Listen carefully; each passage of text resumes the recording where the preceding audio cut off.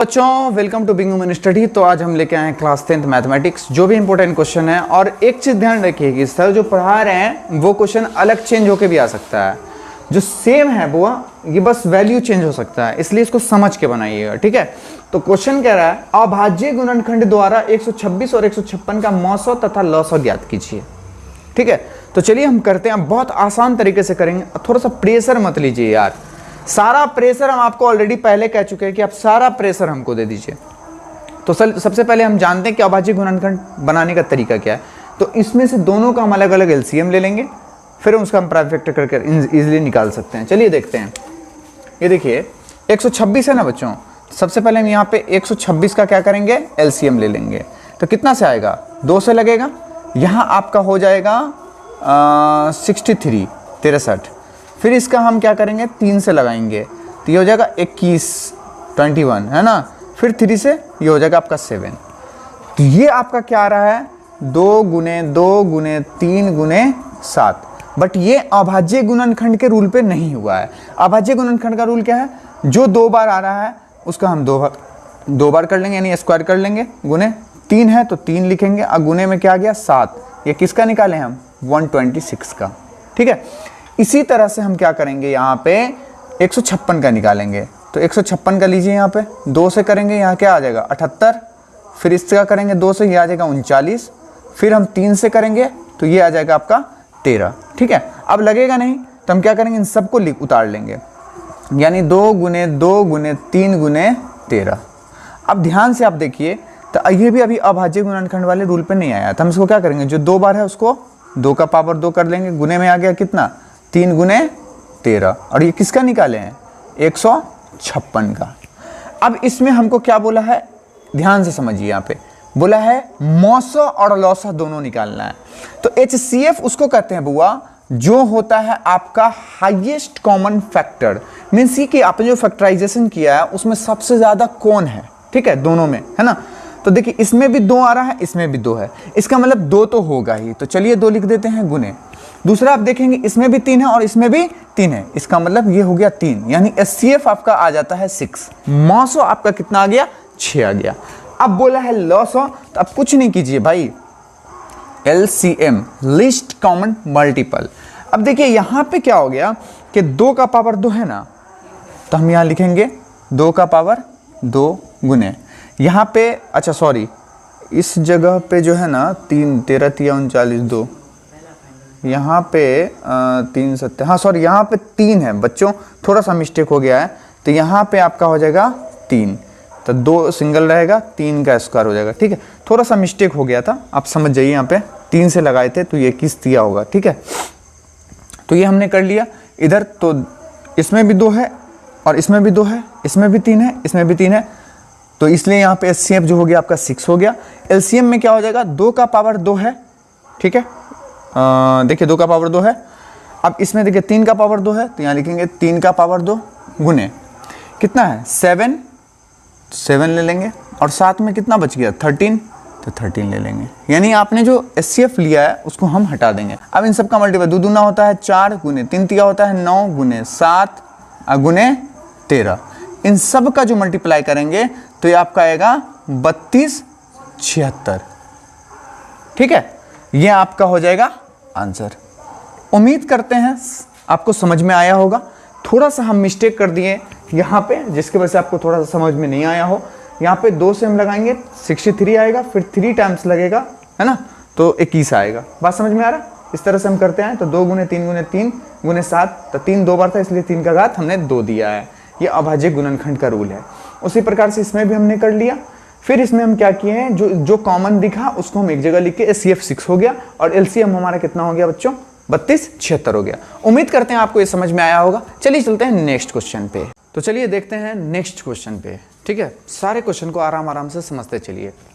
Question ये है, px = 2x² + 3x - 5 हो तो p3 एंड p - 3। इस क्वेश्चन में बच्चे बहुत फंसते हैं, इसलिए थोड़ा अच्छे से समझिए, ठीक है। पहले हम इसको लिख लेंगे, px दिख रहा है 2x² + 3x - 5, ठीक है।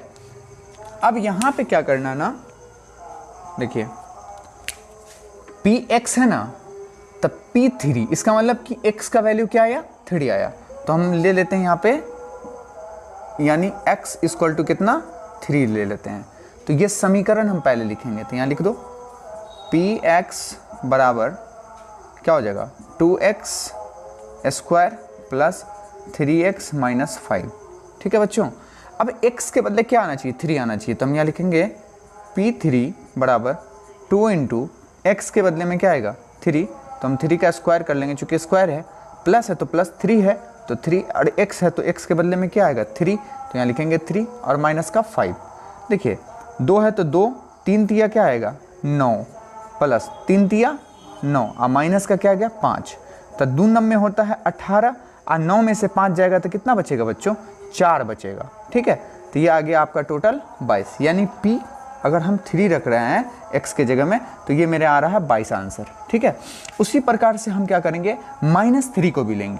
इसका मतलब ये कि p x का जो मान है वो -3 है, तो हम यहाँ ले लेंगे x इक्वल टू -3। फिर से हम समीकरण को लिखेंगे, तो चलिए हम लिखते हैं और समझिए, जहाँ पे नहीं समझ में आए पूछिएगा आप। px equal to 2x square plus 3x minus का 5। देखिए सबसे पहली बात, x के बदले में क्या आएगा, p माइनस का 3। अब 2x स्क्वायर है ना, तो आप यहाँ पे 2 लिखिए, और x स्क्वायर का मान कितना है, -3 का स्क्वायर हो जाएगा, प्लस 3 है तो 3, और ये फिर आएगा माइनस का 3, माइनस का 5। देखिए 2 का 2 रहेगा, 3 का मल्टीप्लाई करेंगे, माइनस का उसके कोई मतलब नहीं है, प्लस का हो जाएगा तो 9 हो जाएगा, प्लस 3 तिया 9, तो ये माइनस का 9 हो गया, और माइनस का 5। ध्यान से समझिए, 9 दूनी 18, प्लस माइनस होता है माइनस, और ये भी माइनस का है, तो ये दोनों जुड़ जाएगा, यानी 9 और ये भी माइनस। देखिए यहाँ पे 18 माइनस 9 5 14, तो ये इसमें से घटेगा तो क्या आएगा, 4। यानी हमने जो p माइनस का 3 रखा तो कितना आया, 4 आंसर आया। उम्मीद करते हैं आपको ये क्वेश्चन समझ में आया होगा, और किसी भी प्रकार का क्वेश्चन ऐसा बदल के पूछे आप आराम से एग्जाम में बनाइएगा। चलिए चलते हैं नेक्स्ट क्वेश्चन पे। हम तीसरे क्वेश्चन को भी बहुत आसानी से समझेंगे। ये क्वेश्चन हमेशा बोर्ड में आया है, इसलिए इस क्वेश्चन को बहुत बेटर तरीके से समझने की कोशिश कीजिए। क्या बोल रहा है, एक द्विघात बहुपद ज्ञात करें जिसके शून्यकों का योग तथा गुणनफल क्रमशः √2 और 1/3 है। देखिए शून्यकों का योग समझिए क्या होता है। शून्यकों का योग मतलब अल्फा प्लस बीटा, और वो कितना है, योग दिया है √2, तो √2 लिख लेंगे। और शून्यकों का गुणनफल क्या है, अल्फा, यानी कि अल्फा इंटू बीटा होता है, तो अल्फा इंटू बीटा, और वो कितना है बच्चों, 1/3 है। ठीक है, अब हमको क्या बोला है ज्ञात करने, द्विघात बहुपद, तो हम लिखेंगे द्विघात। ठीक है, द्विघात बहुपद। ठीक है, इसका फॉर्मूला क्या होता है बच्चों, x square minus alpha plus beta x, है ना, प्लस अल्फा इंटू बीटा। उम्मीद करते हैं ये आपको समझ में आ रहा होगा। अब देखिए एक्स स्क्वायर है ना, तो एक्स स्क्वायर यहाँ पर कुछ नहीं करना है, एक्स स्क्वायर को जैसे का तैसा ही रखिए, यानी x square minus alpha plus beta का मान √2 है, तो यहाँ लिखिए √2, साथ में एक्स है ना तो एक्स लिखिए, प्लस है तो प्लस लिखिए, और अल्फा इंटू बीटा का मान क्या है बच्चों, 1/3 है, तो हम यहाँ पे लिखेंगे 1/3। ठीक है, अब यहाँ समझने का देरी है बच्चों कि ये जो जैसे बट्टे में जितना रहेगा, इसके बट्टे में अगर जैसे 3 है तो ये पूरे समीकरण में 3 से गुना होगा। अगर इसके बट्टे में रहता तो भी हम गुना करते, इसके बट्टे में रहता तो भी हम गुना करते, जबकि इसके बट्टे में कुछ रहता नहीं, इसी दोनों पे काम बनता है। ठीक है, तो हम लिखेंगे 3 से पूरे समीकरण में गुना करने पर। ठीक है, क्या लिखेंगे बच्चों, 3 से पूरे समीकरण में गुना करने पर। तो हम क्या करेंगे, 3 से पूरे समीकरण में गुना कर देंगे। ठीक है, 3 से गुना करने का मतलब समझ लीजिए थोड़ा सा, ये भाग में है यहाँ पे 3, इसलिए हम पूरे में 3 से गुना करें। अगर 4 होता तो 4 से करते, 5 होता तो 5 से, नहीं होता तो करते ही नहीं, डायरेक्ट आंसर आ जाता। तो हम क्या करेंगे, 3 का इससे गुना करेंगे तो ये हो जाएगा 3x स्क्वायर। ठीक है, माइनस इसका इससे करेंगे तो 3√2x। ठीक है, फिर क्या करेंगे भाई, प्लस 1/3 है ना, तो 1/3 गुने में 3। ठीक है, तो देखिए ये हो जाएगा आपका 3x स्क्वायर माइनस 3√2x, ई से कटेगा तो यहाँ क्या बचेगा, प्लस का 1, और यही हो जाएगा आपका आंसर। ठीक है, उम्मीद करते हैं आपको समझ में आया होगा। तो हमारे चैनल पे लगातार बने रहिए। आपको जो भी क्वेश्चन पढ़ाया जा रहा है आप उसको बढ़िया से कर लीजिए, क्योंकि सारे के सारे क्वेश्चन आपको बोर्ड एग्जाम में आने वाले हैं। और आप ऐसा भी क्वेश्चन देखे होंगे जिसमें आप खुद भी फंस रहे होंगे, तो प्लीज़ आप उस क्वेश्चन को थोड़ा अच्छे से समझिए, ताकि आपका जो आने वाला बोर्ड एग्जाम है उसमें आप उसको बहुत बेटर तरीके से रिप्रेजेंट कर पाएँ।